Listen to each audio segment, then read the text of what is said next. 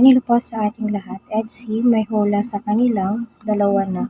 Ay naku, ano nga ba yung hula sa kanilang dalawa? Tayo naman po bilang supporters ng EDSI basta positive lang, go na go po tayo dyan. Wala tayong inuurungan basta mga positive comments, di ba? Kasi sa totoo lang, sila po talaga yung mga nagpapasaya sa atin, nagbibigay ligaya ng ating puso, especially si Beyonce yan.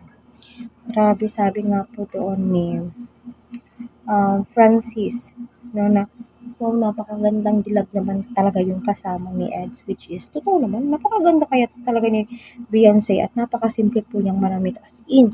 Very down to earth, kayang-kaya po niyang makipagsabayan. Yung tipong hindi ka po ma-out of place. So, yung hula nga po ni Kuya Martin ay unti-unting natutupad. Ay, ay naku, ewan ko na nga ba. Itong si Kuya Val, adik na nga rin po sa EDSI. Napakaraming um, hula para sa kanila. Patuloy po nating suportahan sa Kalinga Prab, Kuya Val, at dalangin po natin ang kanilang safety sa pagbabakasyon po nila sa Baguio.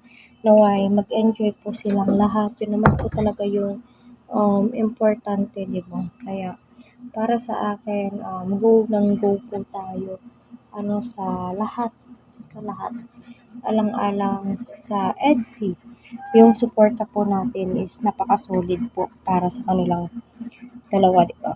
So, tila'y malalatag na nga daw po ni Edu, no, ang mahiwagang banig.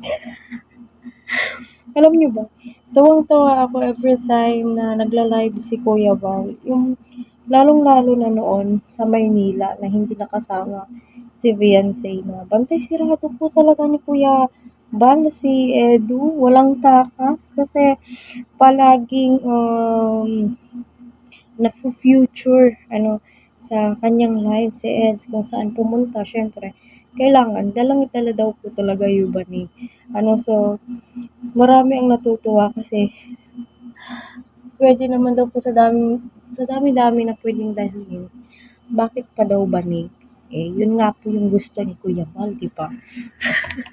Ang mahiwagang banig ni Kuya Val.